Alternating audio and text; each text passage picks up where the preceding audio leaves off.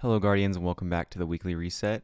It's the first week of the season, so we got lots of content coming up through the next few weeks to keep everybody busy. Along with this new season, we also saw the reveal of Lightfall on August 23rd. If you missed the reveal, I've got a video up on screen right now that'll break down everything you need to know. Well, we've got a lot of exciting things to break down this week, so let's get into it. First up, with a new season, that means we have tons of new seasonal content, a new quest, some new game modes, and some new story missions. When you first launch the game, it'll throw you into an opening mission and then have you come talk to the spider and he'll give you your first quest. This quest is called Ahoy and Away. After completing that small quest, he'll give you another quest called Sales of the Ship Stealer, and this is our main quest for the entire season, so you'll be coming back to this quest every single week until it's completed. Along with the new quest, we've been given a new quest tab item called the Captain's Atlas, and this is where we're going to spend all of our seasonal materials and hunt down some treasure maps. Next up, there's a returning social space that's changed a little bit, which is the Last City, Elixni Quarter, along with two new game modes, Catch Crash, which is a 6-player activity, and Expedition Playlist, which is a 3-player activity. You'll also see weekly story missions too as you complete your quest for the season. The new season vendor star chart is where you'll find all the upgrades for the season, and this upgrade system is the same system we've seen over the past few seasons. I'm going to go through these really quickly, but if you want to read any of them, go ahead and pause the video.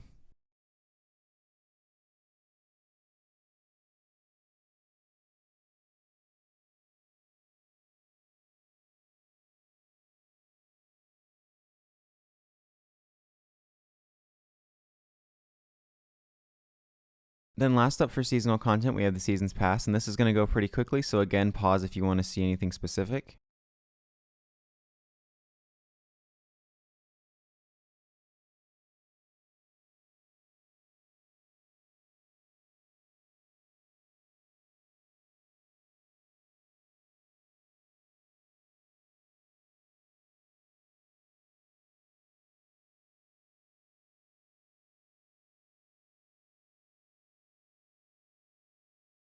And I'm going to do the same thing for the weekly challenges, so pause if you'd like to read any specific ones.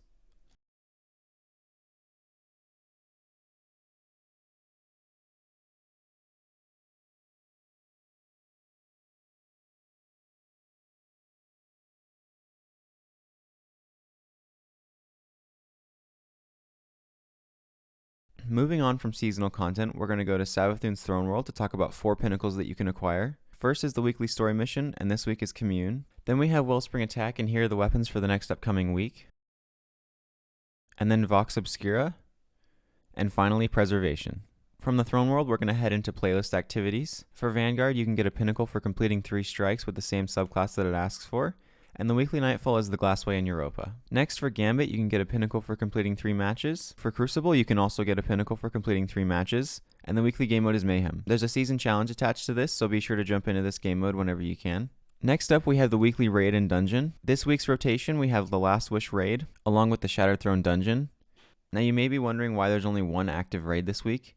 That is because Kingsfall is coming out on Friday, so Kingsfall will be the pinnacle gear every single week until we get a new raid, and Vow of the Disciple has moved into the rotating raid pool. Next up, we have Dares of Eternity. Be sure to pick up your pinnacle gear, and we're in rotation 2 of the loot pool. Be sure to pick up any of these armor sets or weapons if you need to. And before we jump into the Eververse items, if you watch the Bungie livestream on Twitch for 30 minutes or more and linked your Bungie account, you can collect this emblem as a reward. And finally, we're going to jump into the Eververse store items. First up, we have the Unchained emote, then the Force Squad display emote, the Harpy Entrance Transmat effect, the Raven Silk shader, the Ninja Vanish emote, the Fencing Salute emote, the Redline Ghost Shell,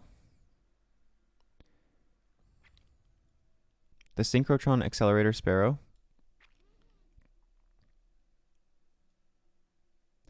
the Velocimancer ship, the Corporate Sponsorship Sweet Business ornament,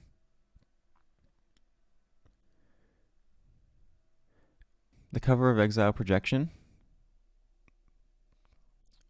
and here are some shaders: Bloody Tooth, Smudgepot Bruise, Trinity, Cursed Azure, then the Hive Arrival Transmat effect, the Guiding Light Transmat effect, and finally the Loot Chest Transmat effect. Really quickly, I wanted to bring up that this season we're not getting an elemental armor set like the last 2 seasons with Void and Solar, but we're getting these Fortnite collaboration armor sets instead. Let me know what you think of that down below. I was really looking forward to an Arc Armor set, but I guess this is okay. This last bit of gameplay that I'm going to let roll out is the new social space. Thank you so much for watching, Guardians. If you enjoyed this video or found it useful, hit the like button and be sure to subscribe because there's tons of Destiny content coming your way. Have a good day, Guardians.